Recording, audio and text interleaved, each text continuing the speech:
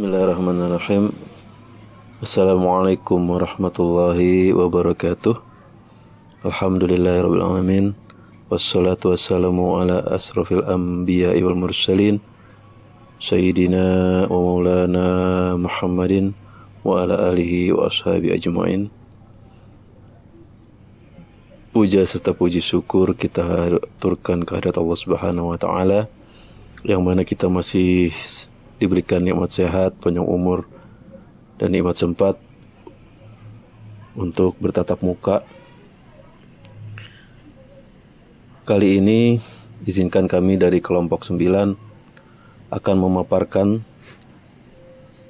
dengan tema mendemonstrasikan keterampilan dasar mengajar kelompok kecil dan perseorangan, mata kuliah micro teaching, dan dosen pengampu kami yaitu Bapak Eko Yudianto MPD. Kelompok 9 terdiri dari saya Thomas Mangasi Butar-Butar, kemudian ada Bapak Ismail, kemudian ada Bapak Aprijal, ada Ibu Erni Nurani, ada Ibu Diah Kartika Puspitarini, kemudian ada Ibu Rianingsih. Baik, untuk paparan yang pertama akan dibawakan oleh Ibu Diah Kartika Puspitarini. Waktu dan tempat kami persilahkan.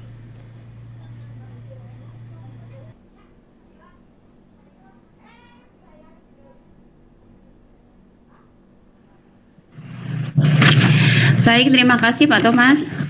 Baik teman-teman, di sini saya akan mempresentasikan topik dari kelompok 9, yaitu kelompok kami dengan judul mendemonstrasikan keterampilan dasar mengajar kelompok kecil dan perorangan. Di mana keterampilan mengajar yang efektif adalah kunci sukses dalam proses pembelajaran. Menguasai keterampilan mengajar kelompok kecil dan perorangan adalah langkah penting bagi setiap pendidik. Materi ini akan membahas prinsip-prinsip dasar mengajar yang dapat dipraktekkan dalam konteks pembelajaran. Next. Kemudian, pendahuluan tujuan dan manfaat keterampilan mengajar. Tujuannya ada 4, yaitu yang pertama, mampu menciptakan lingkungan belajar yang kondusif, memotivasi dan berpusat pada siswa.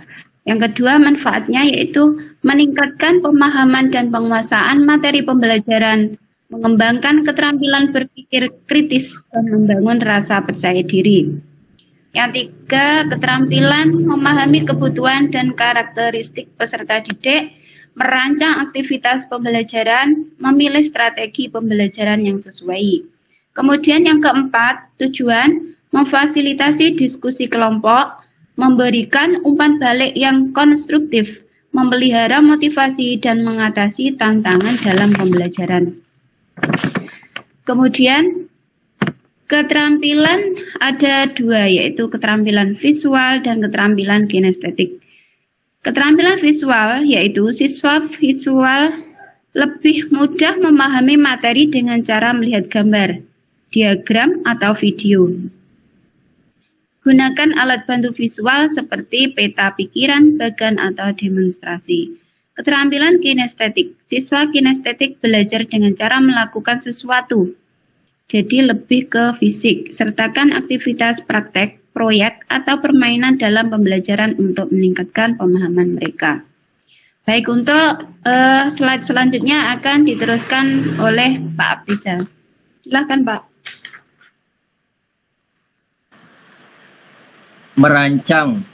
Merancang aktivitas pembelajaran yang efektif.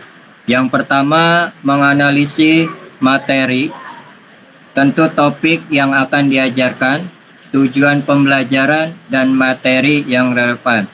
Yang kedua, merancang aktivitas. Pilihan aktivitas yang sesuai dengan gaya belajar siswa seperti permainan, simulasi, presentasi, atau kerja kelompok. Yang ketiga, memilih media. Tentukan media pembelajaran yang akan digunakan seperti buku, teks, video, gambar, atau alat peraga. Yang keempat, mempersiapkan sumber. Kumpulkan sumber daya yang diperlukan seperti lembar kerja, bahan praktek, atau alat peraga. Memilih strategi pembelajaran yang sesuai. Pembelajaran berpusat pada siswa.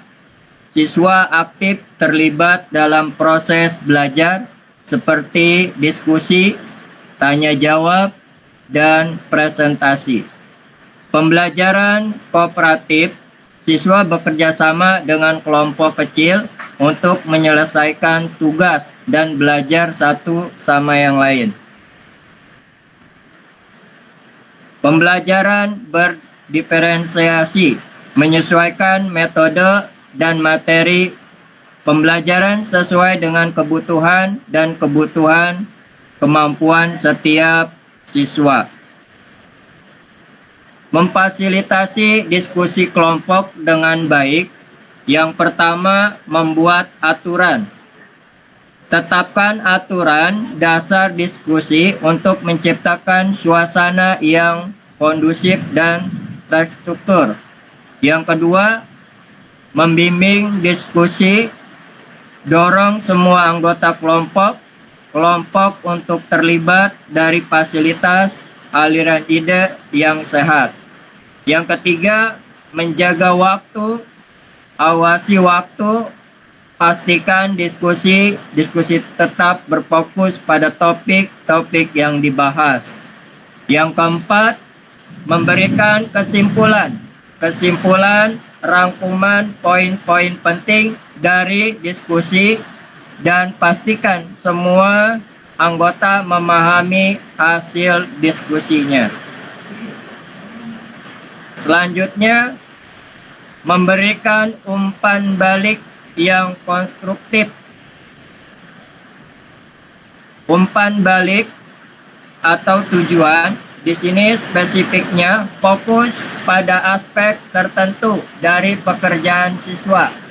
Deskriptifnya, berikan contoh konkret dari apa yang dilakukan dengan baik dan apa yang perlu ditingkatkan. Bersifat membangun. Umpan baliknya bersifat membangun, tujuannya adalah fokus pada membantu siswa belajar dengan berkembang.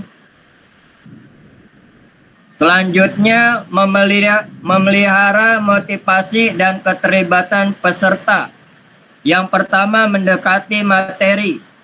Hubungkan materi pembelajaran dengan kehidupan nyata siswa untuk meningkatkan referensi dan minatnya. Yang kedua, variasi metode. Gunakan berbagai metode pembelajaran untuk menjaga keterlibatan siswa dan mencegah kebosanan. Yang keempat, dorongan positif. Berikan pujian dan pengakuan atas usaha dan pencapaian siswa untuk meningkatkan motivasi. Yang terakhir yaitu keterlibatan siswa.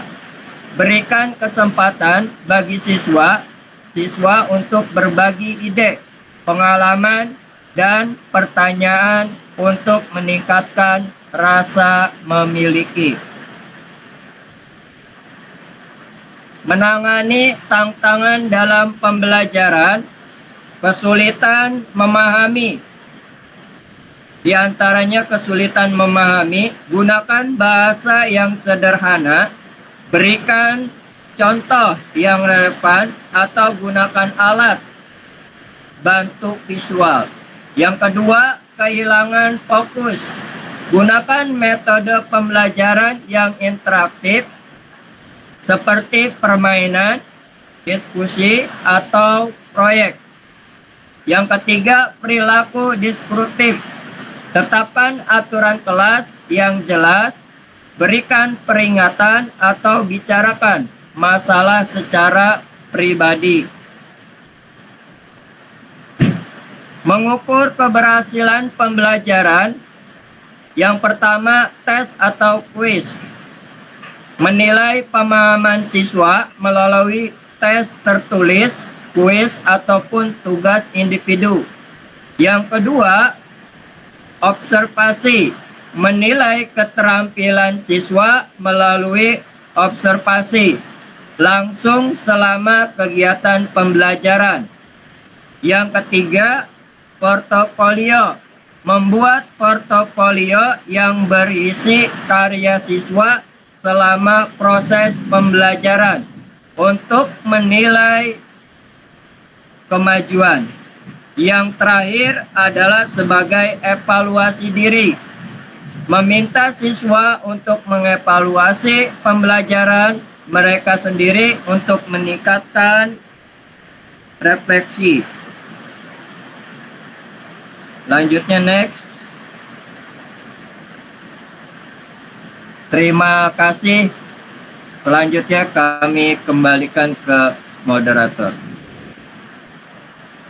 Baik, terima kasih atas paparan yang sudah dipaparkan oleh Ibu Dia dan Bapak Aprijal, dan terima kasih juga yang sudah hadir yaitu Ibu Rianingsi, kemudian ada Bapak Ismail dan Ibu Erni Nurani. Semoga paparan yang kami berikan bisa menambah hasanah keilmuan untuk kami sendiri dari kelompok 9 dan menambah keilmuan untuk Bapak Ibu yang lainnya yang menyimak.